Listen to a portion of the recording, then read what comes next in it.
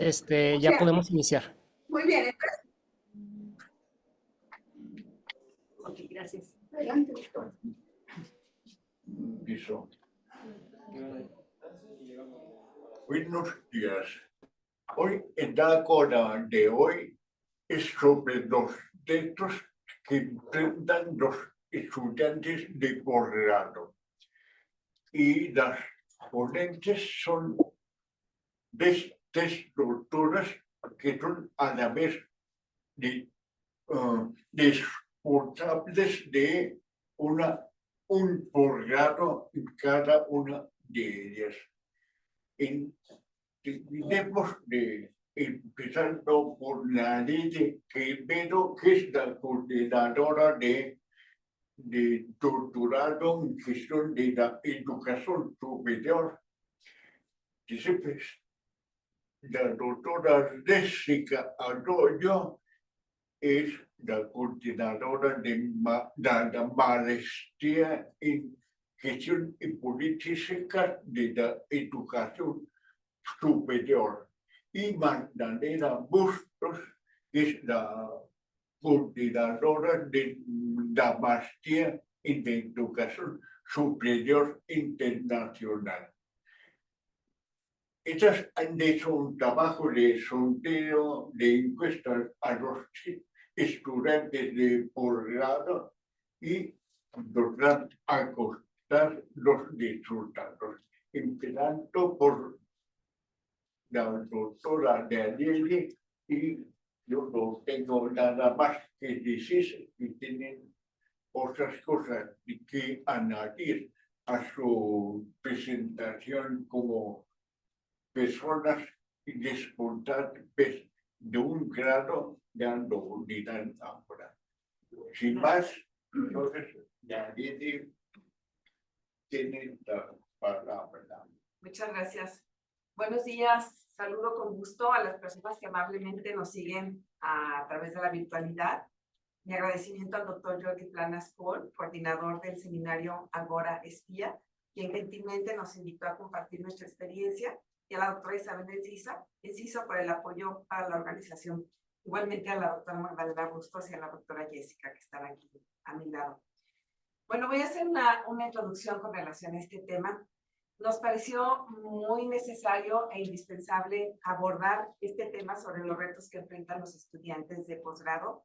Ciertamente fuimos estudiantes de posgrado en su momento, pero como coordinadoras de 3 programas de posgrado hemos conocido y analizado de manera cercana las vicisitudes, dificultades, debilidades, fortalezas y en general las diversas problemáticas que han tenido que sortear nuestros estudiantes de los programas. Para iniciar con el tema, déjenme compartirles la importancia del posgrado en la investigación y el desarrollo del conocimiento. La Universidad de Guadalajara cuenta con 334 posgrados. El posgrado en los países latinoamericanos ha sido la vía por la cual se ha incrementado notablemente la investigación. En México, la edad promedio de los estudiantes de posgrado es 29 años. Todavía los programas de posgrado se concentran en la Ciudad de México, en el Estado de México y en el Estado de Veracruz, dejando los últimos sitios a Campeche, Nayarit y California Sur. Jalisco se ubica en el 5º lugar en la oferta de posgrados a nivel nacional. La matrícula de posgrados en el año 2023 se ha incrementado notablemente con relación a hace 5 años. Tenemos 67% de estudiantes registrados en instituciones públicas y 38% en privadas. El porcentaje de mujeres actualmente supera al de los hombres en 53% de mujeres contra 46.1% de mujeres. Si bien la mayoría de los estudiantes de los posgrados del COSEA cuentan con beca CONACYT, el posgrado es mucho más amplio que eso, por lo que para el 2023, que se contaba con casi 4,000 instituciones que ofrecían programas de posgrado, también existen los posgrados que no tienen beca CONACYT. Y a nivel nacional no se ha establecido una política pública específica para este tipo de programas. En el sexenio pasado desaparece el Programa Nacional de Posgrado y se crea el Sistema Nacional de Posgrado, con el cual se hacen 4 clasificaciones. En el 2023 y 2024 fueron de incertidumbre para los estudiantes de posgrado, lo vivimos nosotros también en la asignación de becas, y se obligó a los programas en un programa de gratuidad, que para algunas instituciones significó el recorte de programas internos en el apoyo administrativo, financiero y académico para las maestrías y los doctorados. Para los estudiantes, las becas y la gratuidad ha sido un beneficio indiscutible, pero la decisión se tomó sin medir el impacto y repercusión que esta decisión tendría en las instituciones públicas. No hay que olvidar que el sostenimiento emitido por el gobierno estatal y federal se destina solamente al pregrado, además de los recortes que han tenido las universidades a nivel nacional. Hay que señalar que es un punto necesario de destacar el privatismo, como lo señala el doctor Germán Álvarez Mendiola. El 65% de los estudiantes de posgrado se encuentran en el sector privado. El crecimiento ha sido sostenido año con año y la matrícula se concentra en el 74% de la maestría y en el 58% de nivel doctorado. Es realmente importante cómo ha subido en el nivel en el sector privado. Y nos preguntaríamos cuál es el control respecto a la calidad.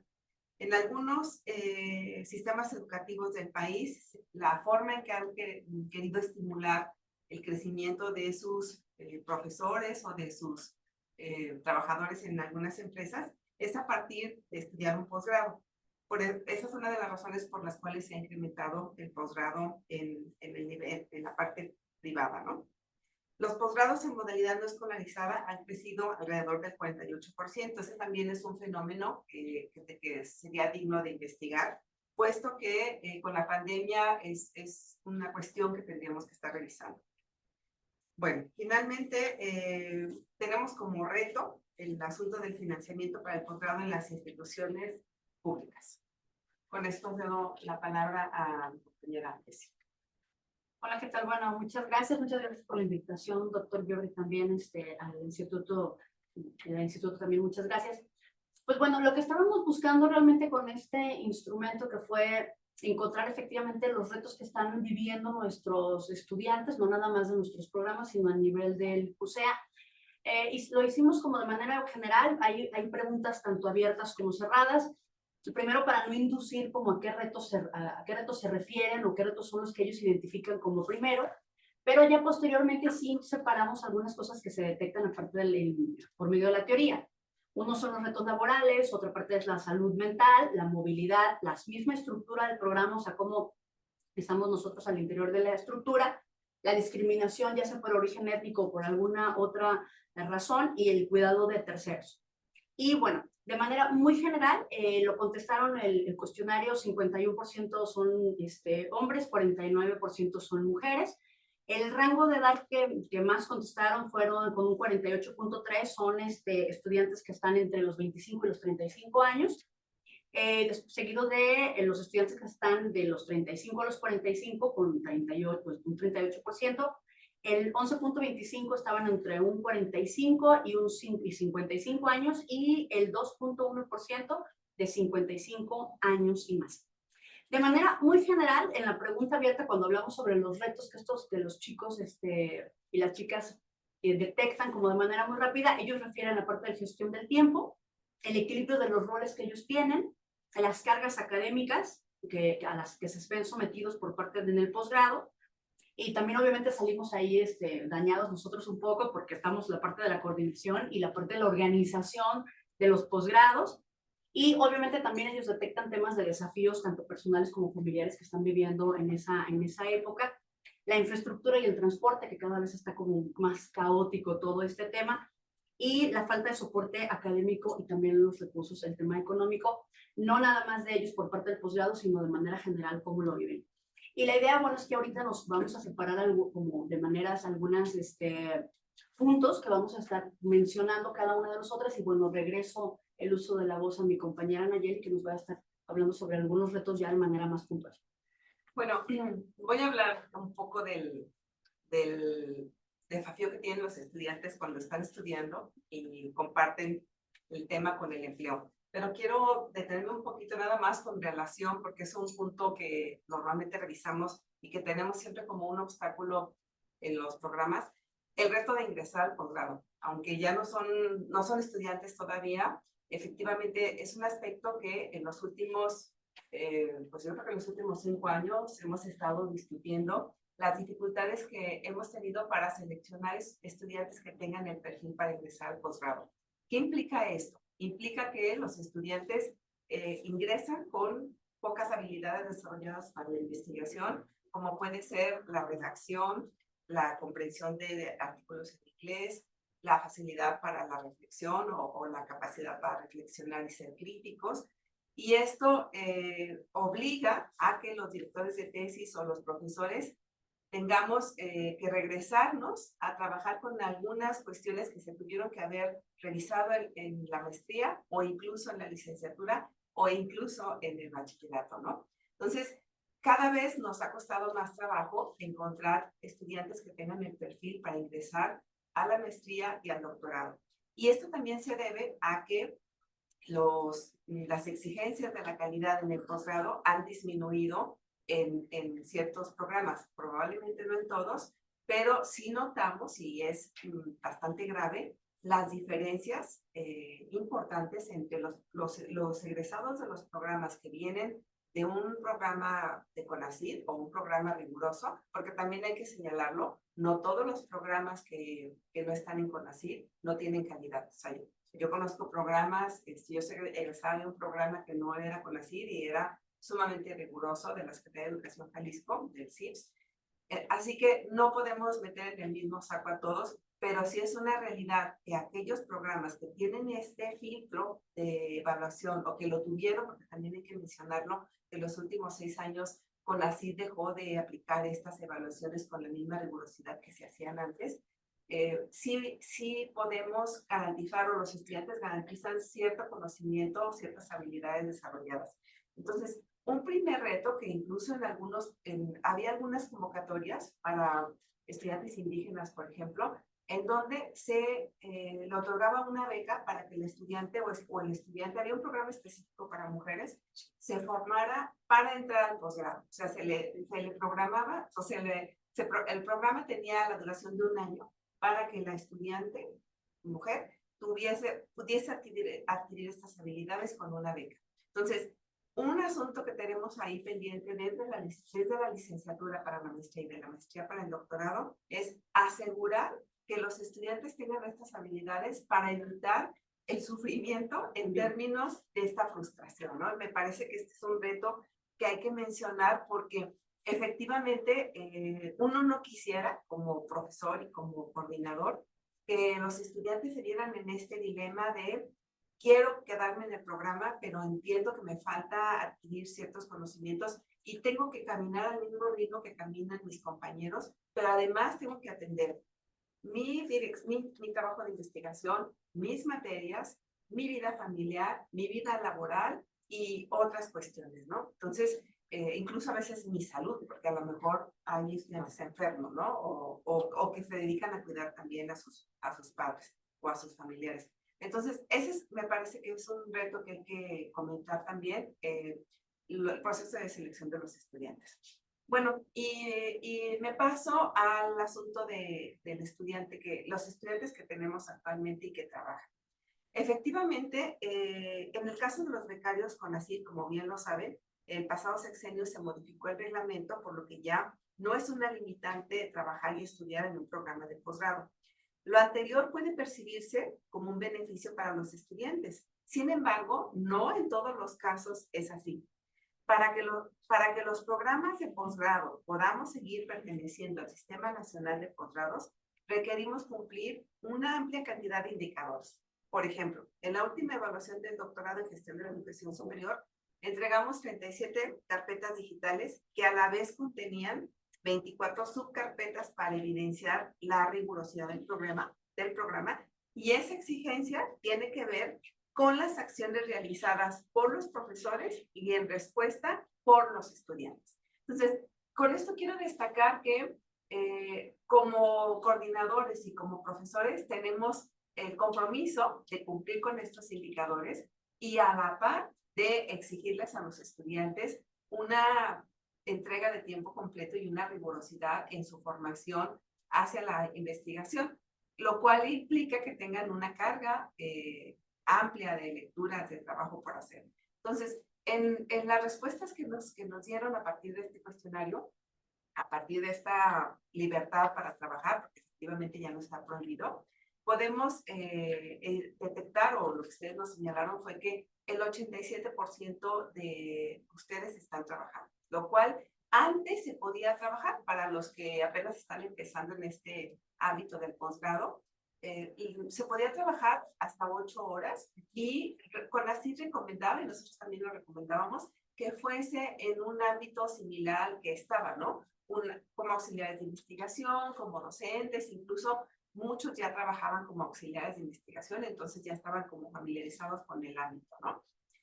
Pero además de eso, algo interesante es que no solamente trabajan, sino que el 35% de los que trabajan tienen una carga muy demandante, ¿no? O sea, son coordinadores, son funcionarios, son representantes, que implica que estén a cargo de un puesto que les demanda tomar decisiones, en ocasiones faltar a sus clases o retrasar sus entregas de avances de investigación. Es decir, no solamente trabajan, sino tienen una responsabilidad más, ¿no? En el caso de los coordinadores.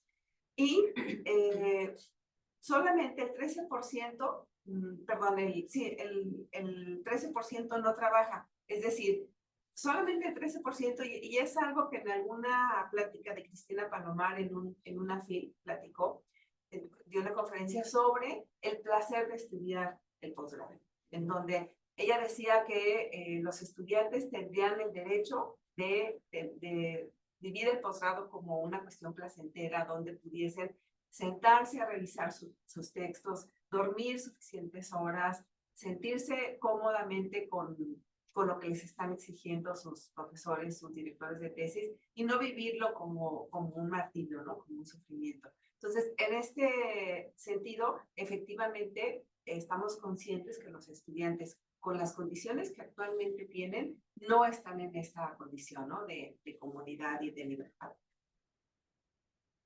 Con relación, sí. Entonces, en este aspecto, efectivamente, vamos a continuar con esta dinámica como coordinadores, como programas. Entonces, sí tendríamos la necesidad de ver qué medidas vamos a tomar al respecto, ¿no? Porque seguramente vamos a tener, por lo menos en lo que sigue de este sexenio, esta dinámica de estudiantes. Muchas gracias.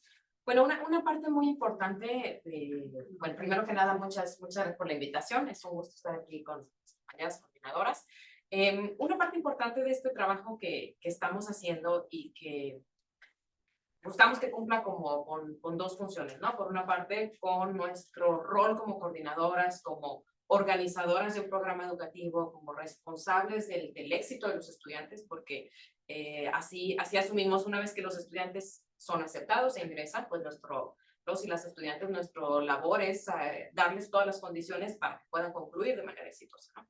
Entonces, esa es una parte de nuestro interés en este programa, y la otra, pues nuestras líneas de investigación, ¿no? Que digamos que atraviesan pues este interés. Entonces, este proyecto que estamos emprendiendo, que como bien comentó el doctor Jordi, es como ahorita le estamos presentando unas primeras líneas, unos primeros hallazgos que tenemos, pues forma parte también de nuestra línea de investigación, y lo queremos fortalecer con esos dos caminos, ¿no? Uno, el camino de una publicación, de la investigación, y el otro de aplicarlo a los programas y a nuestra tarea como coordinadoras del programa diario, ¿no? Y bueno, en este sentido, uno de los corazones o el corazón tal vez del programa educativo es el plan de estudio, lo que es el propio programa, cómo se organiza, cómo se gestiona, qué tiene, etcétera. Lo que es digamos, el centro de la trayectoria estudiantil. Entonces, ahí lo que nosotros encontramos bien interesante fue que una de las cosas que los estudiantes valoran en esta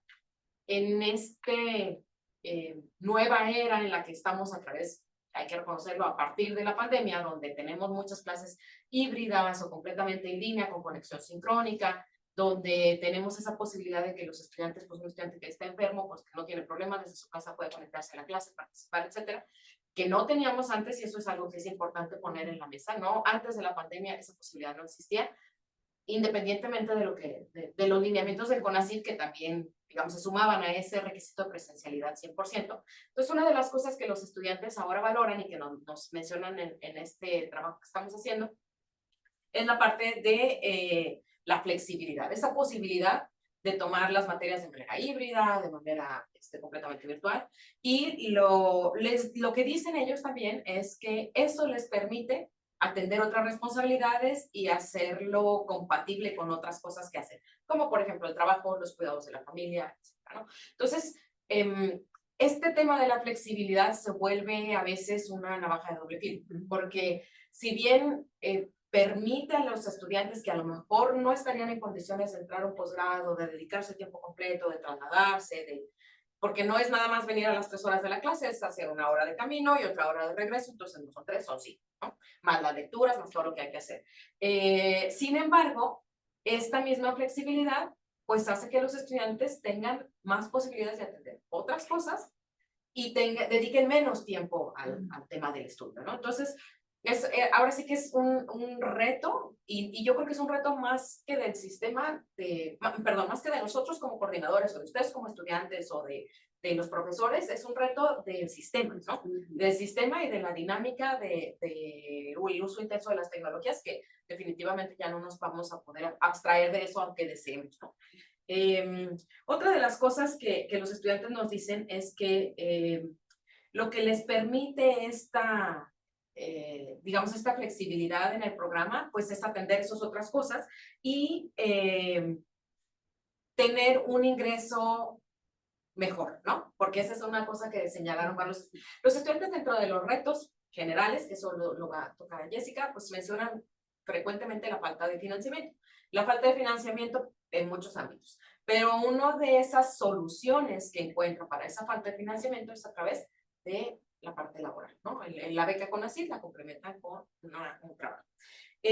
Sin embargo, aún con este esquema flexible, hay estudiantes que nos mencionaron en este ejercicio que estamos haciendo que hace falta como mayor flexibilidad en los horarios, que hace falta más clases con conexión sincrónica o incluso de autogestivas de manera completa, y que eso es pues todo un reto, no nada más administrativo, sino también es un reto para la planta docente que tenemos. O sea, no es sencillo diseñar e implementar 1, 2, 3, 5 de las asignaturas que sean completamente autogestivas y que sean completamente en línea, y que tenga los requisitos de calidad que nos pide CONACYT, y que tenga la rigurosidad que se necesita, y que los académicos, los profesores del posgrado nos permitan, o sea, puedan monitorear el avance, etcétera, y que tengamos al final de cuentas los resultados que queremos en la formación del egresado y en su perfil. Claro. Entonces, esa parte es todo un reto.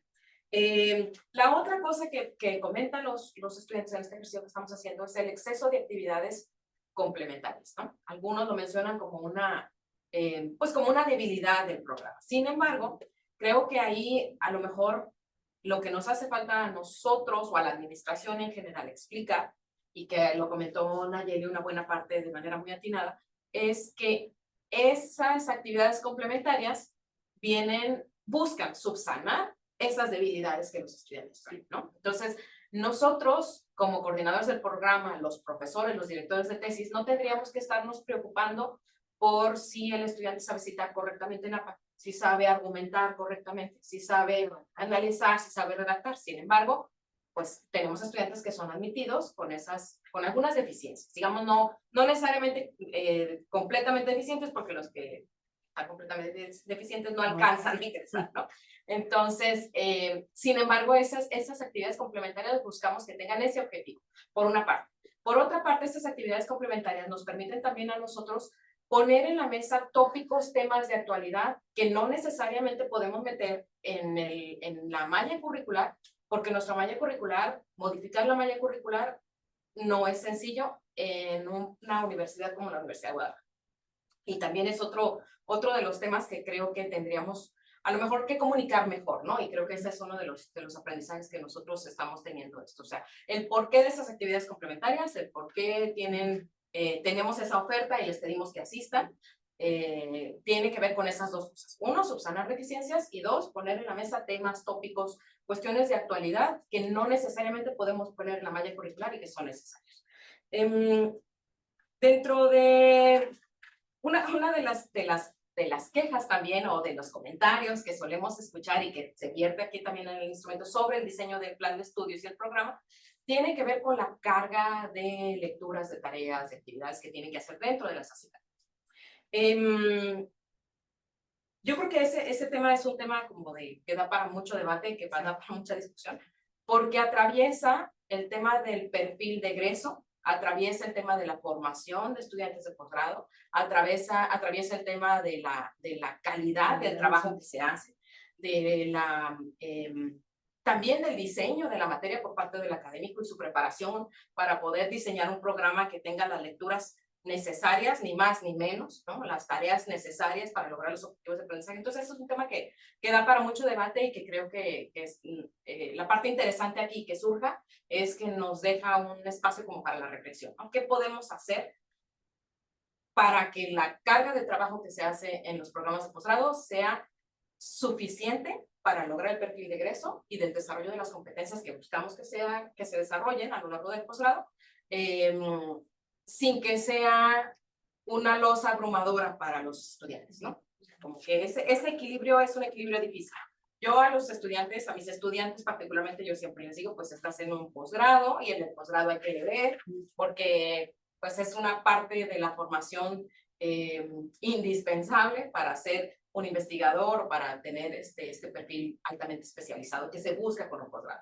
Sin embargo, pues entiendo también esos otros vicisitudes que también se complementan con este tema de que hay una gran cantidad de estudiantes que trabajan, y 1 de cada 3 trabaja con una demanda alta, está en un trabajo de alta demanda. Entonces, bueno, la segunda parte de esta pregunta que hicimos sobre el plan de estudios, el programa, etcétera, tiene que ver con la asignación de los directores de tesis.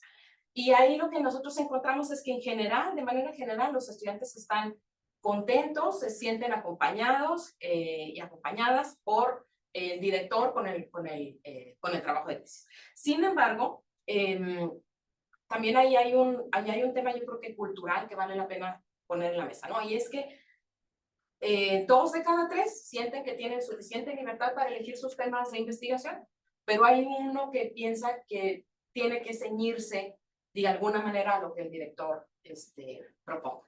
Yo creo que ese es un tema bien interesante que podemos discutir, de qué modelo queremos, o si necesitamos un modelo único, puede ser un modelo híbrido, de definición de trabajos de investigación. Lo que de manera personal, y como cuando fui estudiante de posgrado, como comentaba ayer, tratando de recordar esas vicisitudes, y como coordinadora, lo que yo he encontrado es que muchos de los estudiantes y las estudiantes, cuando llegan con nosotros, no saben de qué van a investigar y tienen que hacer un trabajo de investigación. O sea, no hay manera de que salgan de esa, si quieren terminar la maestría o el doctorado, tienen que hacer un trabajo de investigación y no saben qué hacer. Entonces, el facilitar los temas, el incorporarlos a los grupos de investigación, les puede ayudar a avanzar, ¿no? A tener un trabajo con el que puedan titularse, a desarrollar este oficio del investigador, sobre todo en la maestría, ¿no? Que la maestría la mayoría de los estudiantes que nosotros tenemos, que esa es una pregunta que yo creo que valdría la pena incluir cuando hagamos un análisis y una segunda parte de esto, es la mayoría de nuestros estudiantes no se titulan con tesis, entonces, de licenciatura, entonces no saben hacer un trabajo de investigación. Incluso cuando se les pide como requisito de ingreso un anteproyecto, no saben organizarlo, o sea, no tienen desarrolladas esas habilidades. Entonces, aprender el oficio de investigación con un grupo de investigación o con un director que tiene ya un tema y que puede decirle, yo estoy trabajando esto, en esta parte la puedes hacer tú, yo te voy a ir guiando, creo que puede facilitar mucho ese proceso. Sin embargo, también hay que reconocer lo que decía yo, que es un tema cultural. Eso aquí en México no se usa de manera muy formal, ¿no?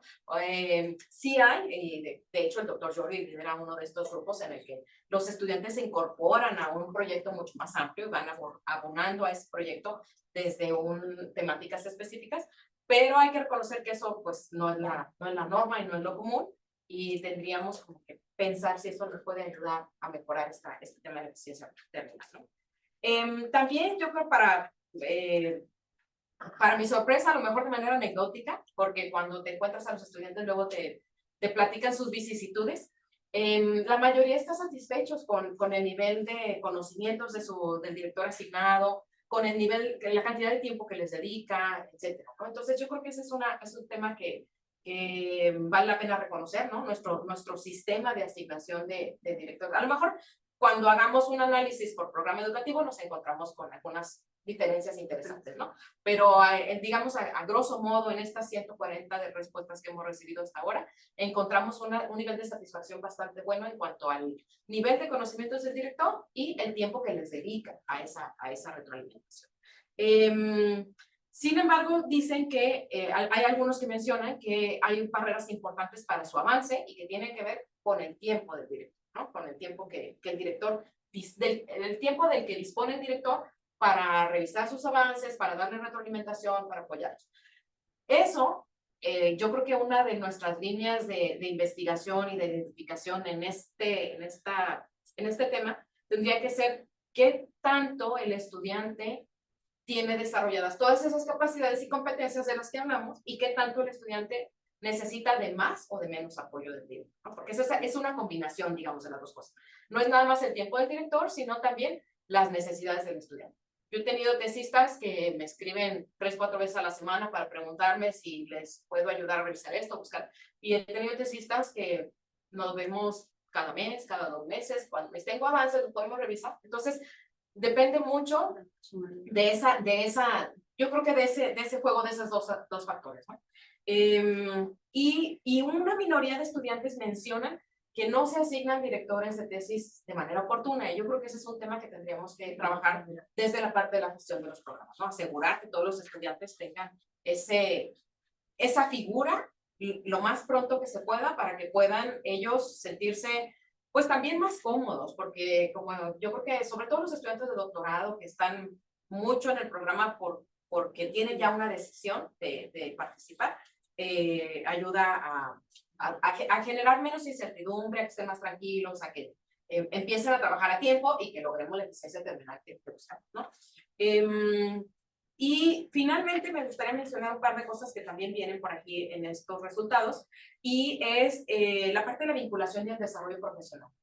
Nuestros posgrados tienen, si bien es un requisito de CONACYT, ahora no lo era antes. Entonces estamos migrando a una nueva forma de pensar lo que el programa hace desde la coordinación para vincularse con otros sectores, ¿no? Por ejemplo, con la parte profesional. A nosotros, nuestros posgrados son posgrados en educación superior, entonces no es tan complicado pensar en cómo vincularnos con las entidades que necesitamos para que el estudiante se acerque, ¿no? A la parte de desarrollo profesional. Sin embargo, sí es una tarea que creo yo que los estudiantes la señalan dentro de como los deseos, las necesidades, ¿no? Cómo podemos mejorar los programas, y también pues el CONACYT ahora es uno de los temas puntuales, cómo el programa se vincula y sus egresados se vinculan con la sociedad. Y finalmente el tema del enriquecimiento de la experiencia académica, que es un poco contradictorio con esta queja que tenemos, que recibimos, que no nada más la vemos aquí en este instrumento que estamos analizando, sino también en nuestro contacto diario con los estudiantes sobre estas acciones, actividades extracurriculares que organizamos. Tal vez ahí lo que valdría la pena, y es una tarea que nos toca a nosotros, es definir de manera distinta estas ofertas extracurriculares para que se alineen de mejor manera con las actividades de los estudiantes, por una parte. Por otra parte, a lo mejor en el análisis detallado por programa, lo que nos encontramos es que hay programas que sí lo hacen y programas que no, ¿no? Y que es donde los estudiantes sienten que falta ese enriquecimiento de la experiencia académica. Bueno, finalmente, perdón, el tema de movilidad, que es mi tema principal de investigación, que lo dejé para el final. Yo creo que ahí hay un par de temas. Los estudiantes mencionan y que coincide con muchas de las investigaciones más recientes, ¿no? Los estudiantes en el cuestionario mencionaron una falta de financiamiento y eso lo mencionaron prácticamente 8 de cada 10. Sin embargo, no es lo único y eso se alinea a los resultados de investigaciones más recientes, como les digo. O sea, por ejemplo, está de manera muy importante las responsabilidades laborales y familiares. Y en estas hay un pequeño sesgo de género que vale la pena explorar de manera más a profundidad porque el 60% de las mujeres seleccionó esa barrera como una de las barreras importantes para hacer una movilidad y de los hombres solo el 55%. Es una diferencia pequeña, pero también es una muestra pequeña de la que estamos hablando, ¿no? Entonces, habría que explorar como con más detalle si eso realmente hay una relación entre eso, que todos los estudios adicionales que tenemos lo dicen. El INEGI en una encuesta reciente dice que mientras la mujer dedica 30 horas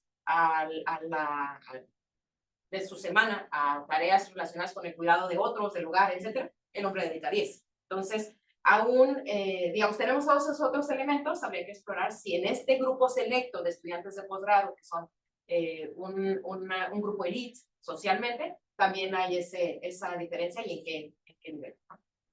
Muy bien, muchas gracias.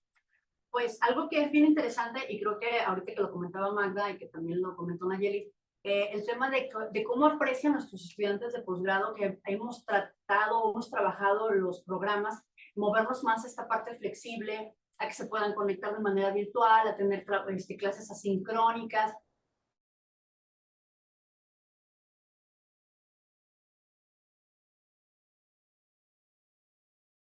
Que otra vez, por el tema de la gratuidad, nos empiezan a llevar a volver a ser meramente tradicionales y a que nuestros estudiantes tengan un perfil meramente tradicional. Cuando nos damos cuenta, por medio de estos instrumentos, que la verdad y la realidad es que nuestros estudiantes cada vez son más diversos. Ya nos dimos cuenta, como lo comentaban ayer, que el 80% de ellos está trabajando. Y aunado a eso, podemos ver también en los resultados que ahorita tenemos, que también son preliminares, pero que es muy interesante. El 47% de quienes contestan la encuesta señalan que tienen responsabilidades del cuidado de terceros. Entonces, estamos hablando que nuestros estudiantes están teniendo por lo menos 3 jornadas, que es la académica y la académica de tiempo completo y que es demandante, obviamente también la parte laboral y además la parte del cuidado de tercero. Y esa parte yo creo que sí le tenemos que tener cuidado porque muchas veces como descuidamos eso o lo minimizamos cuando ya es una realidad constante en nuestros estudiantes, ¿no? Entonces, aparte, hicimos una pregunta que queríamos ver exactamente de toda esta carga académica que tienen.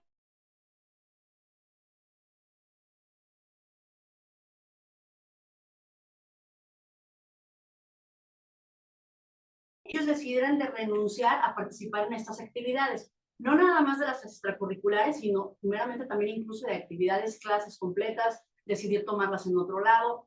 Y bien interesante porque ahí el 49% de las mujeres, o sea, casi la mitad de quienes contestan la encuesta, señalan que efectivamente tuvieron que reducir su carga académica o renunciar a actividades académicas que el programa les estaba ofertando, y 45% de los hombres. O sea, realmente es casi la mitad de nuestros estudiantes están decidiendo atrasarse un poco o de sacrificar esta parte de no participar en todas las actividades académicas. Y aquí hay otro dato bien interesante que ahorita también ya lo comentaba Magda sobre la parte de los roles de género. El 85% de los hombres que señalaron que estaban perdiendo algunas actividades académicas lo hacen debido a su carga laboral. O sea, ellos dicen, no puedo asistir a este seminario, no puedo asistir a esta clase curricular, no puedo asistir a estas cosas por cuestiones laborales meramente. Mientras el 53% de las mujeres también lo hacen por cuestiones laborales. Pero el 26% de las mujeres señala que lo hace o ha sacrificado esta parte académica por el cuidado de terceros. Y bien, bueno, no es interesante, es algo como que ya lo sabíamos, pero que lo hacemos como notar aquí, bastante importante, el 0% de los hombres señalan que ellos nunca han tenido que dejar ninguna actividad académica por el cuidado del tercero. Y entonces es algo que ya lo comentaba Magda, tenemos que seguir trabajando en el sistema, en la parte cultural, O sea, porque el cuidado de terceros, no nada más estamos hablando de los hijos, estamos hablando del cuidado de terceros, estamos hablando de padres, estamos hablando de tíos, estamos hablando de que hay que ir al hospital, la mascota, Sí, o sea, pero que quién se encarga de que haya comida para el perro. claro, o sea, todo este tipo de cuestiones sigue siendo mayoritariamente cargado por las mujeres, ¿no? Y algo que está también interesante es que muchos de nuestros estudiantes, o sea, el 21% de las mujeres nos están señalando que ellos han decidido reducir su carga académica por cuestiones de salud mental, y 15% de los hombres. Entonces, esa es otra realidad que también tenemos que estar viendo, es el tema de la salud mental. Sí, se han estado haciendo muchos estudios a partir de la pandemia, creo que eso fue bueno, sobre el tema de salud mental, porque creo que nos dimos cuenta que había varias cosas ahí que no estábamos tomando en cuenta, no nada más en las universidades, sino también en las casas con los jóvenes y eso. Y de hecho, en un estudio que se hizo en el 2020, encontraron que el 64% de los adolescentes está sufriendo algún tema de salud mental y el 71% de los jóvenes. Y además, en un estudio que se hizo, también encontraron que los estudiantes de posgrados son 6 veces más propensos a tener un problema de salud mental que una persona que no tiene un posgrado. Y eso es bien interesante porque entonces está cargado mucho el tema de la salud mental y de por qué, cómo estamos viviendo. Y entonces también quisimos ver este reto, cómo lo estaban viviendo nuestros estudiantes. Y también a esta pregunta de si han padecido algún tema de salud mental durante el tiempo que están transcurriendo el posgrado, el 72% de las mujeres nos manifiestan que sí. Pero fíjense, está bien interesante porque el 21% reduce su carga académica por temas de salud mental y el 72% dice que sí ha tenido un problema. O sea, estamos acostumbrados a vivir con problemas de salud mental. Entre ellos, obviamente, los más comunes son la ansiedad y la depresión. Entonces, estamos acostumbrados a vivir ansiosos y deprimidos. Y no nada más las mujeres, también los hombres. El 64% de los hombres también señala que han tenido un problema de salud mental. Y entonces, aunando más del por qué creen ellos que están viviendo estos problemas de salud mental, sobre todo la ansiedad y la depresión, obviamente como el código ahí que sale más frecuentemente es las múltiples jornadas. O sea, este estrés con el que viven, que están todo el tiempo agotados por lidiar y por equilibrar la parte de la familia, la parte del cuidado de terceros, por la parte laboral, por la parte económica, o sea, todas estas múltiples jornadas a las que se ven pues sometidos, ¿no? Obviamente otros manifiestan directamente la carga académica, o sea, sabe que la carga académica es como demasiada, además a su perfil. Algunos obviamente señalan la parte de los problemas familiares, ¿no? Que tiene que ver las relaciones de pareja, las relaciones también con los padres, las relaciones incluso con los hijos cuando son adolescentes, o sea, empiezan a manifestar que también obviamente esta parte de cómo viven sus familias también obviamente afecta el tema de salud mental, ¿no? Obvio aparece el tema de los problemas económicos, ya lo comentábamos, muchos de nuestros estudiantes estudian, tienen ahí como un ingreso con la beca, pero aparte trabajan porque también necesitan otro tema con la beca y luego se dan cuenta que con todas las cargas tampoco les ajusta de todos modos. Entonces están viviendo esta parte de los problemas económicos, ¿no? Obviamente también desafortunadamente un tema de la salud mental, ahí salimos la estructura del programa, o sea, cómo estamos efectivamente sometiendo a los estudiantes y somos poco flexibles. Como ya lo comentaba Magda, nos hace falta como que ir limando efectivamente a qué programas nos referimos, qué tipo de modalidad están usando, como para saber aquellos que dicen que la salud mental en la que ellos están atravesando es debido a la estructura del programa, pues qué particularidades tiene, ¿no? La falta de comunicación también por parte de los coordinadores hacia ellos, o sea, que estresa todavía más y obviamente muchos de ellos también señalan al tema de los profesores. Y esto es bien importante porque entonces nos hace ver y nos hace voltear a ver a un tema que la verdad a veces poco atendemos. Si bien en el centro universitario se ha hecho un gran esfuerzo por atender la salud mental de nuestros estudiantes, la verdad es que sigue siendo insuficiente. O sea, es insuficiente el tema de los estudiantes que pueden ir a terapia, el tiempo de espera para ir a terapia, porque muchos de ellos no tienen el dinero para ir directamente con un psicólogo, y aunado a eso, aquellos que efectivamente también requieren medicamentos, o sea, que requieren otro tipo de atención para hacer frente a estos problemas de salud mental, y obviamente necesitamos empezar a trabajar en este tema, ¿no? Que es muy importante. Algo que queríamos saber era cómo enfrentaban estos retos y a través de cómo lo estaban viviendo cada uno de ellos, o sea, cómo se apoyaban y quiénes se apoyaban, sobre todo porque uno de los temas que ha salido recurrentemente son las múltiples jornadas. Y es bien interesante que, bueno, Obviamente estamos en México, es muy tradicional esta parte. Para la mayoría de ellos, el 64%, para ellos su red de apoyo principal es la familia.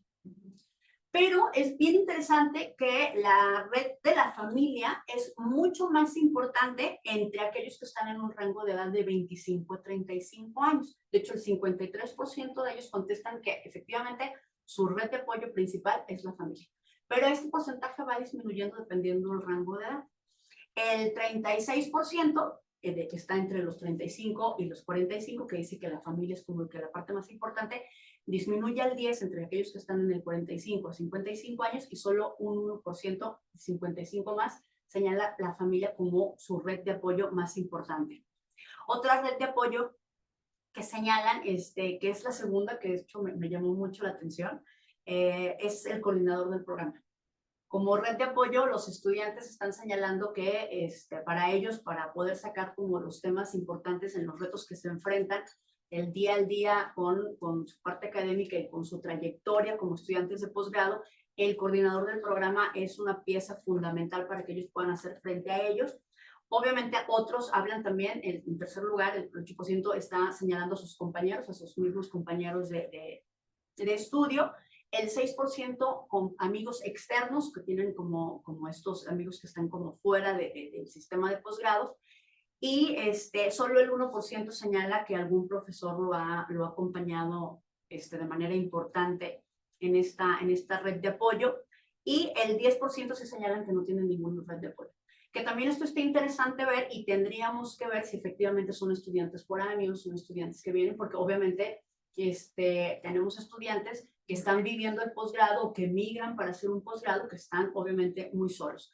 Y lo que comentaba que es como contradictorio, y es que cada vez hemos trabajado más los posgrados por migrar a estas modalidades flexibles, por efectivamente hacer clases asincrónicas que sean de calidad, garantizar que ellos estén aprendiendo de esta manera, y desafortunadamente como que vamos migrando otra vez a la parte meramente presencial. Y algo que nos llamaba la atención y que también estábamos preguntando es que con toda la carga que ellos tienen y con todos estos retos que ellos tienen, si realmente ellos ven la necesidad o les gustaría hacerlo como más modular y a lo mejor incluso tomarse hasta más tiempo en terminar su posgrado. Y que a veces mencionan que algunos de ellos, o sea, el 15% señaló que no, que está cero dispuesto.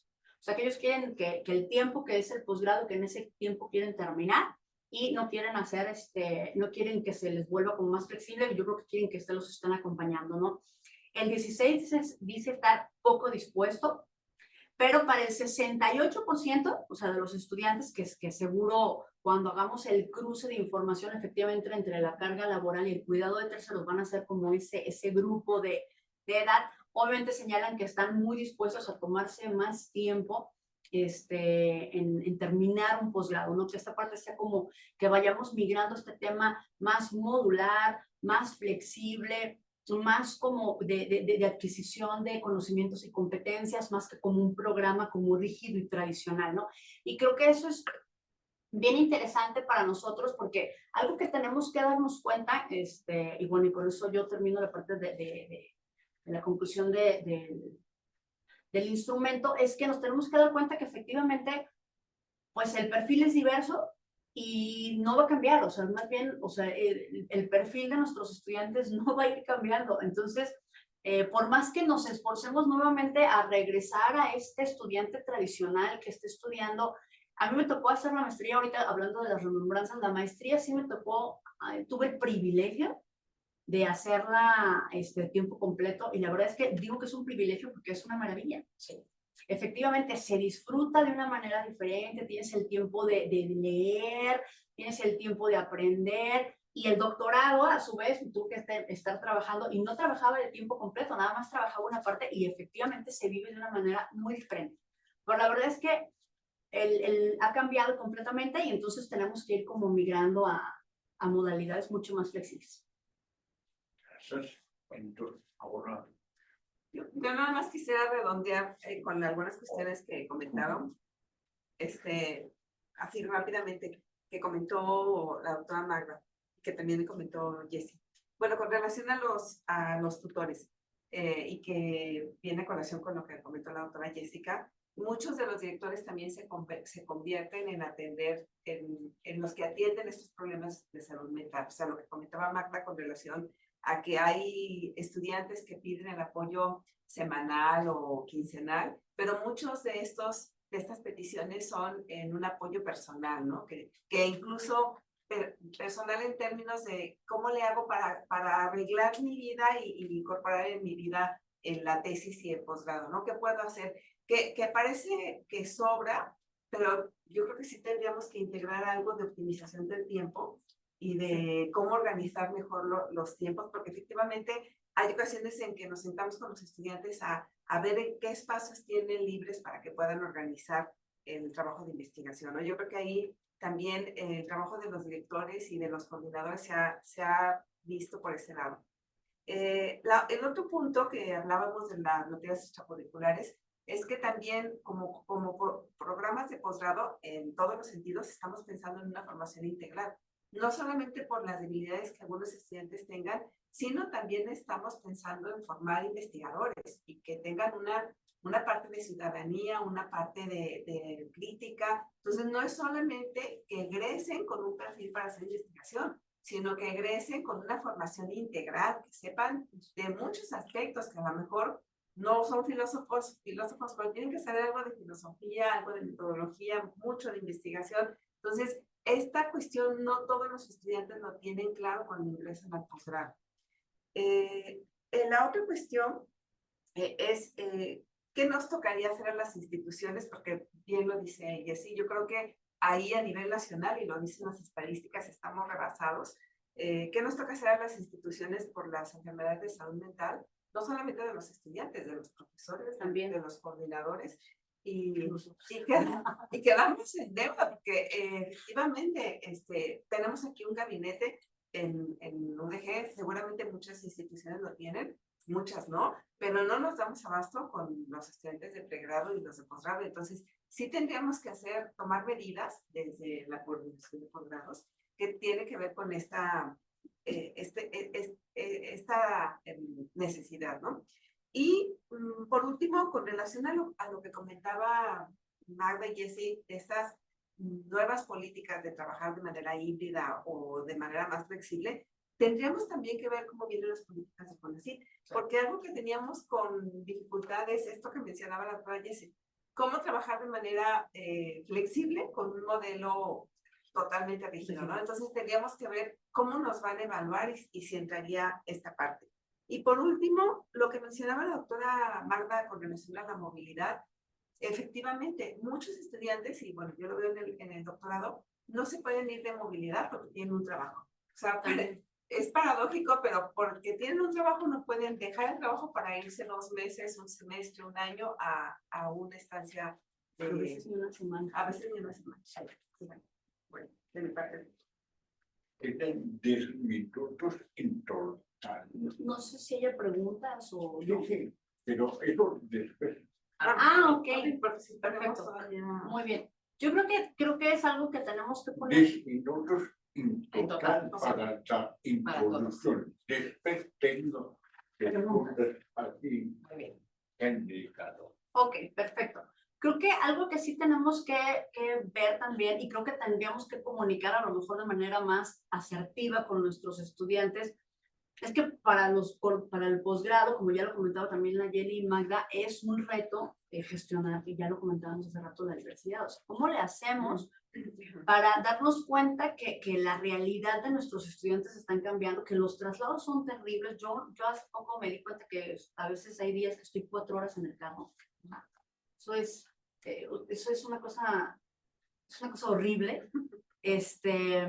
Y lo que estresa también de estar tanto tiempo ahí, pero eso nada más es mi realidad, es la realidad de muchos. Y entonces las distancias, el tema económico, o sea, la sociedad y nuestro sistema es diferente y no nos hemos movido hacia allá. Y ahí viene un reto bien interesante para nosotros, porque efectivamente tenemos una norma que no nos permite hacer muchos cambios, pero tenemos una demanda que nos obliga a hacer esos cambios, y en ese momento nosotros nos encontramos como a la mitad de decir, bueno, ¿cómo le hacemos? Pues yo concluiría con esta, bueno, un par de cosas. El primero, creo que la pregunta principal que tenemos que responder es, ¿qué significa flexibilidad? ¿No? ¿Qué significa flexibilidad? ¿Y cómo podemos llegar a esa flexibilidad? O sea, para mí a lo mejor flexibilidad significa flexibilidad de tiempo, ¿no? O sea, poder organizar mis clases y decir, esta clase la voy a tomar a tal hora, esta a tal hora, etc. O también puede significar movimiento, ¿no? Puedo moverme. O sea, hay que definir qué es lo que significa flexibilidad para los diferentes actores, para los estudiantes, bueno, para los aspirantes de entrada, porque finalmente también, y ese es un punto que no tocamos aquí, pero bueno, lo comentó Nayeli de manera importante en su introducción. Los aspirantes a veces no saben bien a bien qué es lo que se van a enfrentar, ¿no? Entonces, ¿qué significa flexibilidad para el aspirante, para el estudiante, para la administración del programa educativo, para las autoridades evaluadoras, etcétera, ¿no? O sea, como para todo el mundo, ¿qué significa y hasta dónde podemos movernos? Esa es una. Y la otra, y creo que es un elemento bien importante que incide directamente en este tema de nuestra eficiencia terminal, y así lo demuestran también muchos estudios, es este 10% que mencionaba Jessica de estudiantes que dicen que no tienen red de apoyo. ¿Qué pasa con ellos? O sea, muchos de ellos se convierten en estadísticas de deserción. Y como lo comenté cuando me tocó intervenir, pues creo yo que una de nuestras principales responsabilidades, una vez que admitimos al estudiante, es darle todas las condiciones para que egrese, ¿no? Que su egreso pueda ser ahí. Entonces, ¿qué podemos hacer? Nuevamente, desde el programa, desde la institución, desde incluso los profesores, porque a veces los profesores promueven estas actividades de colaboración entre los compañeros que pueden ayudar a que el estudiante se mantenga en el programa y que puede ser su red de apoyo, ¿no? Yo les platico brevemente, cuando hice el proceso de admisión, me tocó un proceso súper competitivo. Yo soy egresada del doctorado en gestión de educación superior, me tocó un proceso súper competitivo, éramos como 90 aspirantes, era una locura. Sí. Si no cabíamos en el salón, como 90 aspirantes. Entonces era así como que los juegos de hambre, ¿no? Los juegos de hambre tratando de asegurar un lugar en el programa, porque ya sabíamos que no íbamos a hacer más de 20, 25, ya eran muchísimos en el programa. Entonces, una de las cosas que nos ayudó, digamos, a 2 o 3 personas que yo conozco y que nos vinculamos, ahí hicimos grupito, fue pues compartirnos las actividades, apoyarnos, etcétera, ¿no? Creo que sin ese apoyo que hicimos en ese momento que persistió a lo largo del doctorado, a lo mejor alguna hubiéramos desertado, ¿no? Por estas condiciones adversas, familiares, personales, laborales, económicas, en las que se atraviesan 4 años de tu vida. Entonces, no puedes prever qué va a pasar en los siguientes 4 años. Entonces, creo yo que tenemos como que pensar ahí, qué nos toca y qué podemos hacer. Claro.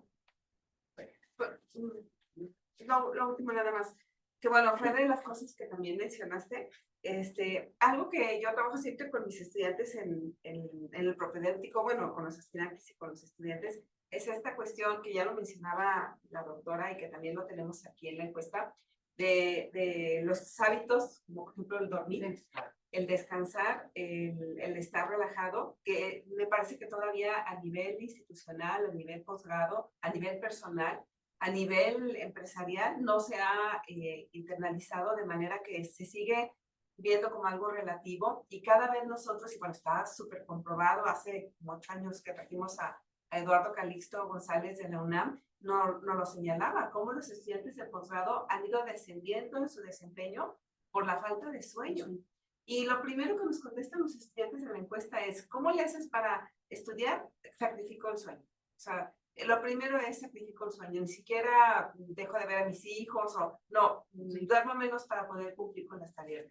Entonces, en este sentido, creo que como institución, y además que tenemos muchos expertos en sueño a nivel de investigación, tendríamos que tener más acciones y concientizar más a los estudiantes, a los profesores, a las coordinadoras, de la necesidad de cuidar el sueño, porque además está súper demostrado de la cantidad de problemas en la vejez por esta falta de sueño en la supuesta juventud, ¿no? Entonces, En la supuesta. bueno, entonces me parece que ahí, digo, dadas las respuestas de los estudiantes, hay varios aspectos que a nivel institucional y desde las coordinaciones tendríamos que revisar, entre ellas estas cuestiones de salud personal, ¿no? Como el sueño, la relajación, la meditación, la yoga, el ejercicio, ¿no?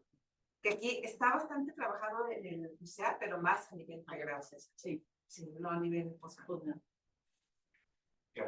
Entonces, se damos la presentación. Tenemos unas cuantas preguntas que le pediré a la ley que es dado la pregunta, porque Bueno, voy a comentar la primera pregunta. Muy interesantes todos los retos que existen en los posgrados. Saludos a las coordinadoras. Se agradece todo su trabajo. La pregunta es, ¿cómo flexibilizar los programas sin descuidar los indicadores? Esa es la pregunta del millón. cambiando los indicadores. Y además aquí tenemos a la coordinadora de posgrados. Dice así que- Jordi que cambiando los indicadores. Sí, esa sería una. Sí, Pero eso te desalinea del sistema, ¿no? De esa línea del Sí, sí. sistema. Claro. A ver, sí, todo tiene un costo. Cualquier decisión todo, tiene un todo costo. tiene un costo, no, efectivamente. pero además, con Adrián Augusta escribimos un capítulo de un libro que se llama Cantidad de estudiantes o cantidad de indicadores. Claro, Creo que sí. claro. Es más fácil cambiar de indicadores que cambiar de estudiantes. Sí, Claro. total. Creo que también hay algo, Exacto. creo que hay algo bien interesante que también lo comentaba Magda, a qué se refiere con flexibilidad, a qué tendremos que preguntar, a qué nos referimos con calidad. Creo que todavía tenemos profesores que piensan que la calidad es que un alumno lea un libro de 500 hojas en una semana. Y luego tienen varias materias, entonces son varios libros de 500 hojas. Entonces, que nosotros como profesores a lo mejor nos demos cuenta de qué es que el estudiante esté realmente aprendiendo algo. Y creo que ahí viene a cambiar muchísimo el paradigma, no nada más del programa y la estructura del programa, sino de lo que hacemos en clase. Vemos en clase y lo que realmente queremos que aprendan en clase. Y creo que ese es también un reto ahí importante, pero yo creo que sí nos tenemos que meter a eso, que obviamente es importante saber y que los estudiantes sepan y los que nos están viendo, existe la libertad de cátedra. Entonces yo tampoco puedo obligar a un profesor a que no lo haga. Entonces, creo que es ir cambiando acá se ríen porque saben que hay varios, entonces, No. no jamás, ir cambiando como también esa parte cultural de que efectivamente pensamos que un posgrado de calidad es aquel con el que no duermes, aquel que no te deja tener vida y aquel que estás ahí todo el día, estás leyendo sin evaluar realmente si realmente están aprendiendo o están adquiriendo las competencias que estamos buscando. Bien. Jesús Ruiz nos escribe y nos dice saludos al buen amigo Jordi Planas, igualmente a la doctora Nayeli, a la doctora Roya y a la doctora Bustos. Atento a sus intervenciones desde la Red de Estudios Latinoamericanos y Cultura Chicana Ibérica. A decir verdad, si un prospecto al posgrado llega sin saber qué línea de investigación inscribe a su aspiración, no sería muy buen prospecto. Sí, yo creo que esa parte sí tendríamos que revisarla, que además es lo más común. También ese es un punto que hemos estado discutiendo aquí en el CUSEA. Nos hemos acercado al pregrado y de repente los estudiantes no saben, algunos estudiantes no saben que tenemos posgrado, no saben que es un posgrado y no saben la trayectoria del posgrado. Entonces sí nos hace falta mucho más acercamiento con el pregrado y que los estudiantes tengan mayor conocimiento de las líneas de investigación de los diferentes programas. Bueno, Jorge Bobadilla Martínez nos saluda desde la Ciudad de México, nos manda un saludo y que dice que es una temática muy relevante. Sergio Lorenzo Sandoval Aragón nos dice, es un problema muy común en los posgrados de investigación. Es que los programas suelen incluir varios cursos de metodologías donde se revisan métodos y técnicas en abstracto, que extrañamente son independientes de las otras materias, sobre todo de los seminarios de tesis o de investigación. ¿No sería mejor manejar los temas metodológicos como materias o talleres optativos e incluso individualizados según las necesidades de cada proyecto del estudiante y aprovechar los seminarios de investigación o los coloquios solo para exponer, compartir y comentar avances? Yo creo, bueno, ahí tengo yo un comentario y creo que tiene que ver con que nuestro modelo del posgrado solo mira el modelo del posgrado mexicano, porque ese tema de elegir las materias, de decidir junto con un asesor por dónde te vas, es un tema que se maneja en los posgrados en Europa. En Europa el asesor es el que dice, te hace falta un curso de tal, ve y toma. no hay una línea, no hay esa escolaridad tan rígida que tenemos en los posgrados latinoamericanos. Entonces, creo yo que ahí también una mirada internacional nos puede dar esa frescura para poder identificar y flexibilizar qué necesita el estudiante para poder terminar exitosamente un proyecto de investigación, porque no todos necesitan lo mismo. Sobre todo aquellos que somos efectivamente programas de investigación. ¿Sí? O sea, si la meta es terminar la tesis y cumplir con un proyecto de investigación, sus materias y todo lo que toma debería de ir en función de que termine ese proyecto de investigación. Y creo que efectivamente, como somos tan escolares, hemos ido como perdiendo esa parte. Contestando exactamente esa pregunta, lo que nosotros hemos tratado de hacer, pero que creo que a lo mejor no lo critican los estudiantes, ahorita por las encuestas y por el cuestionario que hubo, nosotros en los temas de metodológicos nos hemos tratado de meter, de hecho, los 3 programas en cursos de verano, que decimos, bueno, investigación cualitativa, cómo codificar y cómo hacer, pero obviamente es verano, se descarga en muy poco tiempo un contenido, y entonces a lo mejor también tenemos que, pues, ver cómo podemos trabajar eso. No, y vale la pena decir que el tema de verano es un asunto abstracto, ideado por nosotras, porque o sea, que nosotras tenemos que lidiar con toda la burocracia, que el sistema escolar no existe el curso de verano, ¿no? Entonces tenemos que, en posgrados no, en licenciatura ya tampoco, pero bueno, o sea, ideamos este sistema que a nosotras también nos implica un gran reto, ¿no? Cómo lo manejamos administrativa y académicamente al interior de la universidad para poder darles a los estudiantes esta posibilidad y no estar tan en falta con el tema burocrático que hay que... Bien, Alfredo Zapata nos dice, ¿qué opinión les merece o cuáles son, bueno, saludos a tan distinguido panel, ¿qué opinión les merece o cuáles son los retos que enfrentan los y las estudiantes y al mismo tiempo la profesora o el director de tesis en cuanto al boom de la inteligencia artificial generativa? Sí. Bueno, uno, principalmente creo que lo hemos detectado todas aquí, es el uso que se le da a la inteligencia y los pocos lineamientos que se tienen del uso de la inteligencia artificial generativa. Efectivamente, creo que es una muy buena herramienta que puede ayudar a cortar los tiempos, pero que por el perfil que se tiene y porque no sabemos qué pedirle, y esto es un tema de los prompts con los que incluso se hace una solicitud a una inteligencia, pues la verdad es que le dan muy mal nuestros estudiantes, honestamente, y lo hemos visto cada vez más, porque ahorita se está analizando el tema de la similitud y el uso de la inteligencia artificial generativa en la mayoría de los trabajos, es que los estudiantes abusan de ese uso porque no saben, primero efectivamente tienen otras carencias, no saben hacer un ensayo, no saben hacer un artículo, entonces están en esta parte de que todo le piden a ellos, con los tiempos que tienen, leen menos, y entonces están tratando de que toda esta parte reflexiva, toda esta parte de pensamiento crítico, toda esta parte que le toca al estudiante, lo haga la inteligencia artificial, y eso es un reto que tenemos que afrontar. Yo creo que también es un reto como de, adicional a eso, es un reto como de modelo. O sea, nuestro modelo universitario, las clases, es un modelo arcaico, es un modelo del siglo XVII, XVIII. Entonces, volviendo al tema de cómo ponemos esos cursos, cómo desarrollamos esas competencias, pues estamos como en una encrucijada de cómo apoyamos a los estudiantes para que incorporen de manera hábil y correcta y que realmente les sirva para el desarrollo de habilidades de la inteligencia artificial. Y eso pasa por una formación de profesores y una planta académica envejecida, donde la mayoría somos mayores y pues no es el día a día, ¿no? O sea, de nosotros como profesores. Entonces, yo creo que ese es un gran reto que tendría que abordarse pues, más a nivel institucional, ¿no? Pero que debe de permear como todas las esferas, o sea, llegar a los lineamientos de la universidad, lineamientos del programa educativo y lineamientos de la clase. En la clase, ¿cómo lo vamos a usar y qué vamos a hacer? Me parece que, bueno, también desde la parte normativa ha habido esfuerzos. La guía tendrá unos 4 años. Ajá, sí, más o menos. Tenemos esa primera guía que no había nada. De hecho, a nivel posgrado, ya hay una.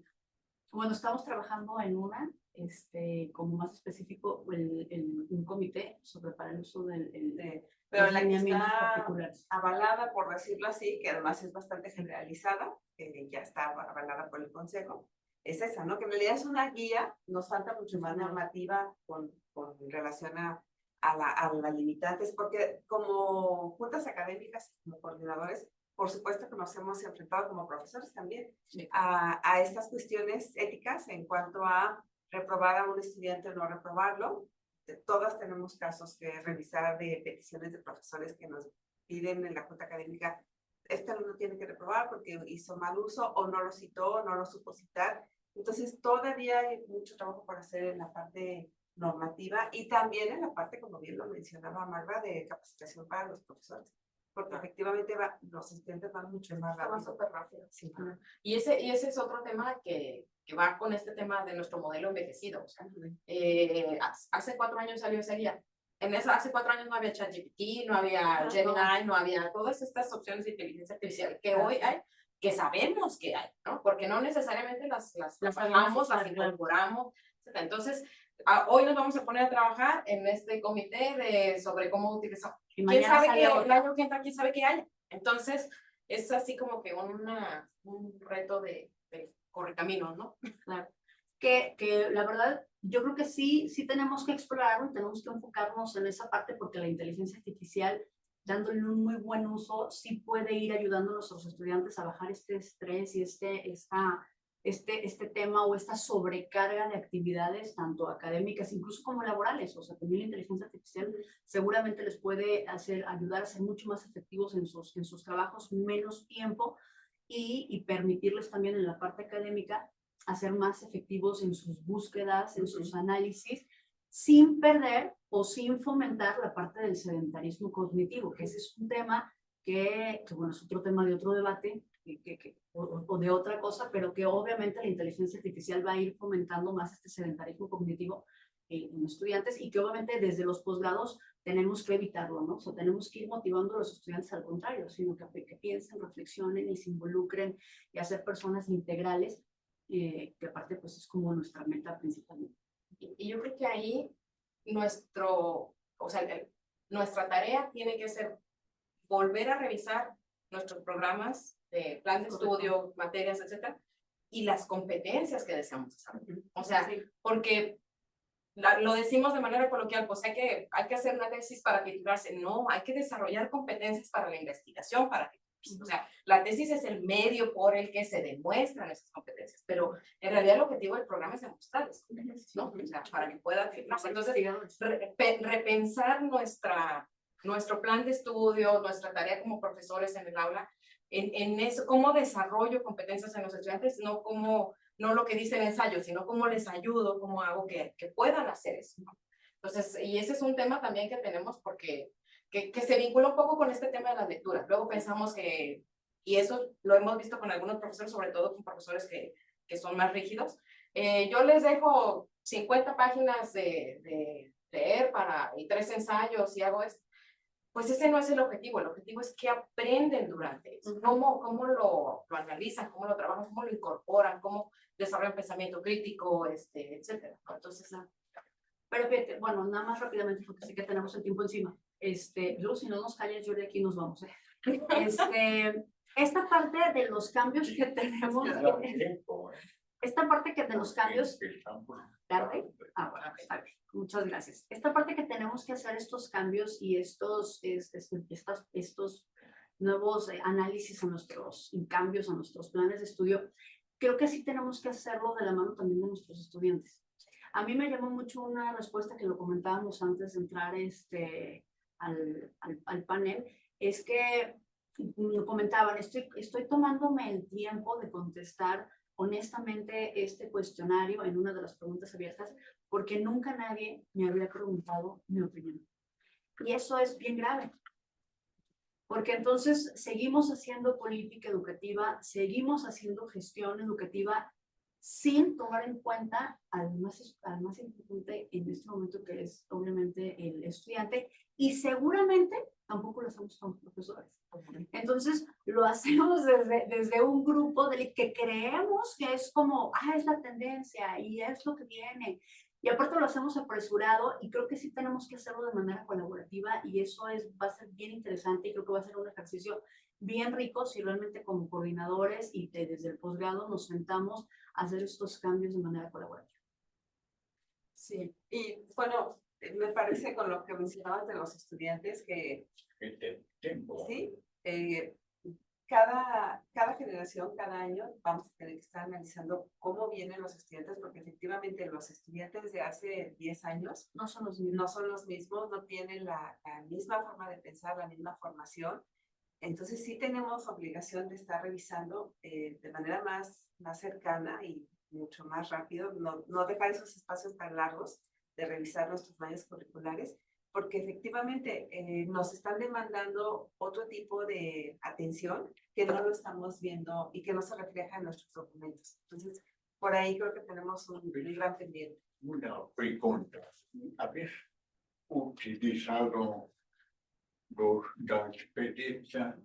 Creo que la más desarrollada es la francesa del observatorio de la vida estudiantil. Tienen, pero de manera estable. Eso lo criticé en Francia, hasta Son datos sumamente interesantes. ¿Sí? era disputable académico de Francia. Y sobre el observatorio se tomaban decisiones en las diferentes carreras. Pero eso quizás necesita un sistema de información estable, no puntual. Sí, que ya que los datos se puedan acceder, que puedan generar. Y también un sistema de gestión flexible que nos permita hacer cambios rápidos. Ajá. Porque Pero- ese es otro de nuestros temas. Pero no puedes justificar los cambios a través de los datos. Claro, a través de los Sí, no, claro. Es Sí. una alianza Sí, para es un aliado importante. justificar esto. Sí. Porque una de las cosas, lo que no sabes, si no lo sabes, me contas. ¿Cómo son? Me contan. Que lo contarán ellos. Y eso en algunas universidades sí, o se organiza haciendo firmar un contrato pedagógico al principio de curso. La idea es tu estudiante sabes cómo tienes tu vida. Sabiendo eso, que aquí te atreves el próximo año. Que te comprometes. Entonces, eso firmaron. Aquí, el sistema de que viene dado no compromete a nada, que con poca retrasos muchas veces y además utiliza más espacio del necesario, porque lo que no haces permite admitir a otra gente. Sí. Y otra dificultad. O sea, que ves planteado la posibilidad de que gente de fuera que no están asista a cursos parcialmente a cursos que se dan en maestría o oficial o doctorado. Tenemos estudiantes que son como oyentes, que hacen toman 1 o 2 materias, pero la verdad es que son raros. Sí, son pocos. Y más bien son estudiantes que están en otro programa, que les interesa el tema, no, digamos, no es público en general, no es, entonces sí, esa es una tarea. Está atentos, ¿eh? Sí, totalmente. Sí, exactamente. Digo, cada vez más hay, de hecho tenemos una clase que es la de planeación y financiamiento de la educación superior, que aparte es como muy práctica y hay muchos perfiles que están buscando cómo hacer esta planeación, cómo se presupuestó la educación superior y todo eso. Y creo que de esa sí tenemos algunos externos, como comentaba de oyente, pero sobre todo estos perfiles que son muy profesionales, que están buscando aprender algo muy particular. Es muy raro, pero creo que hemos empezado como a dar esa apertura. Incluso hacer publicidad Claro. de lo que Eso nos ayuda. no se hace solo para No. estudiantes. Esto Sí. puede ayudar también a los estudiantes normales. Sí, claro. Porque- Tener gente con mayor experiencia, con diferentes niveles. Sí. Sí, yo una como última reflexión que con una de las preguntas que decía, pues si el estudiante no tiene idea de la línea de investigación, pues a lo mejor no lo debemos admitir. Pero eso implica que a lo mejor nos quedamos con menos estudiantes y es un reto administrativo. Hay O sea, un mecanismo que da memoria, el protocolo se hace ya con un profesor. sí, claro. Sí, Sí. Va firmado por los dos. sí. En los propedéuticos, o sea, fomentar cada vez más, fortalecer más esa parte. Que haya un profesor escogido por el estudiante. Sí, también. Bueno, también esa parte es muy de un modelo más europeo, o sea, que tú conoces al asesor de entrada, tienes un interés de trabajar con él. La verdad es que en nuestros modelos que son efectivamente, ya lo comentaba Magda, más arcaicos y más tradicionales, por así decirlo, los estudiantes muchas veces conocen nada más de oídas a la planta académica, conocen muy poco de quiénes están trabajando y qué líneas de investigación trabajan. Creo que eso también es culpa nuestra, porque no estamos diciéndole a los estudiantes y divulgando cada vez más qué hacen nuestros profesores, cuáles son sus líneas de investigación, cuáles son sus trabajos. Deberíamos de fortalecer esa parte. En ciencias no hacen la gente un protocolo ante Sí, no. un experto, ¿no? No uno hablo de un caso concreto. Si tú vas a un posgrado de química, tú quieres trabajar en polímeros, no vas a los que trabajan en energías alternativas. Tú escoges tema con una persona experta del tema. Entonces, además se gana otra cosa, que es que los estudiantes no han de ser autosuficientes para decidir, y los profesores admiten cualquier tipo de tema. No sabemos cualquier cosa. Se meten de unas cosas.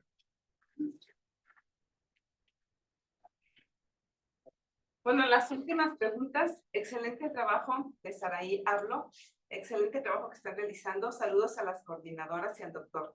Mi pregunta es la siguiente. ¿De qué manera la institución educativa o los profesores pueden apoyar a mejorar o superar los retos a los que nos enfrentamos en un programa de posgrado?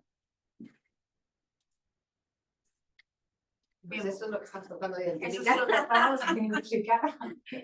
Esa es la pregunta que tenemos como ¿cómo se llama? Pendiente de investigar. De hecho, vamos a sacar un artículo de esta parte que es importante. La verdad, y esto es interesante, no lo teníamos pensado. Habíamos pensado nada más identificar los retos como desde la parte administrativa y desde la parte para ver algunas estrategias, pero creo que sí vale la pena lo que hemos estado viendo como para como para escribirlo, para difundirlo. Creo que sí tenemos que ir caminando estos modelos más inclusivos, esta educación inclusiva, que es un reto obviamente porque es la diversidad de estudiantes, pero creo que sí tenemos que ir y lo tenemos que hacer de manera colaborativa con aquellos que están capacitando a los profesores, aquellos que están dentro de la norma, aquellos que están dentro de las direcciones, ir viendo en qué medida vamos actualizando y nos vamos reformando para ir apoyando, superando a nuestros estudiantes a enfrentar estos retos. La última pregunta dice, ¿qué es un tema? Sí, bueno, yo creo que ahí el punto que nos mencionaba Jordi es como súper valioso, el tema del observatorio. O sea, si no, Sí, claro. si no conocemos a los estudiantes y sus retos, pues no hay manera de que les podamos ayudar a que los atraviesen, ¿no? A que los resuelvan. Entonces sí es fundamental saber conocer a los estudiantes y sus retos, ¿no? desde que son aspirantes. Desde que son aspirantes, sí. ¿Qué aspectos consideran que son los motivos o razones por los cuales ha aumentado el estudio de posgrados en escuelas privadas? Bueno, yo he trabajado un poco el tema en investigación y tiene que ver con diferentes aspectos. De hecho, ahí hay un proyecto muy interesante que va a dirigir la doctora Magda, que ayer me tocó estar en la presentación. Una parte tiene que ver la comercial, o sea, los programas privados hacen mucho mayor trabajo de difusión, o sea, así como en términos muy llanos, ¿no? Pero tiene también que ver que los programas privados sí se han adecuado a las necesidades de los estudiantes en términos de ofrecerse en viernes, en sábado, en domingo, de 9 a 10, de 7 a 9 de la noche, de 8 a 11 de la noche. O sea, sí han atendido el mercado con lo que necesitan. También lo tengo que decir, aunque duela, las demandas de exigencia y de rigurosidad también en algunos casos, y está escrito por mucha gente, son menores o no está cuestionada la calidad de muchos de estos programas, o por lo menos no hay la evidencia absoluta de que son programas con la suficiente calidad o la suficiente supervisión con relación a lo que hacen, ¿no? Y bueno, vemos infinidad de programas en la revisión que hicimos, por ahí tenemos 2 publicaciones con Adrián Acosta, por cierto, y en uno de los hallazgos, el capítulo de Educanch, encontramos un programa que tiene 80 alumnos de doctorado por semestre, en un programa a distancia. Entonces nos preguntábamos, o sea, nosotros, ¿cuánto tiempo hay que dedicarle a un estudiante semanalmente para ver sus avances? Pues, ¿cómo le harán para asesorar a 80 estudiantes? ¿De dónde sacas tantos doctores, no? Pero buscan un papel. Claro, Claro. Ah, claro. Sí. busca una certificación. Venden Eso. El papel. a algunos venden eso. Sí, pero si es un tema que nosotros tendríamos que estar revisando. O sea, ¿por qué razón? O sea, porque sigue creciendo, ¿eh? O sea, esto tiene 10 años, que sí crece, que los programas privados están en aumento. Hay un anuncio por la televisión y por la radio de la Universidad de Valle de México que hace una cosa que se hace también en otros sitios, que es que vamos a convalidar lo que has hecho, no Sí, importa claro. dónde. Claro. Ahí Edith sacó su tesis, eso sobre los estudiantes expertos. Sí, que tiene que ver un poco con pues con este modelo, con lo que es calidad, con lo que entendemos, con lo que el estudiante debe de desarrollar, porque uno de estos programas en una universidad privada, que es una maestría en educación, por cierto, se titulan por promedio los estudiantes. O sea, no hacen tesis en esta universidad, y no es una universidad de las de cochera que se llama, ¿no? Es una universidad con campus, etcétera. La pregunta, digo, o sea, cuando me platicaban dije, pues, ¿cómo se puede titular alguien de una maestría en educación sin hacer un trabajo de investigación, ¿no? Pero tal vez la pregunta para nosotros, de este lado, que nosotros no necesariamente buscamos la matrícula del estudiante y el ingreso, sino el desarrollo de competencias sería, ¿hay otras maneras de desarrollar esa competencia para la investigación que no sean a través de una tesis y que se puedan demostrar a lo largo de la maestría? Creo yo que esa como vale la pena, pues, porque nuestro paradigma ahorita es la única manera en la que tú puedes demostrar que tienes suficientes investigadores. Entonces, si nos preguntamos si hay otras formas, tal vez lleguemos a algo distinto. Por condiciones de la línea externa, aquí terminamos la sesión. Muchas gracias a los ponentes y hasta la próxima. Gracias por la Muchas invitación. gracias. Muchas gracias por la invitación. Gracias, Jordi. Gracias. Gracias a todos. Buenas Chao. tardes.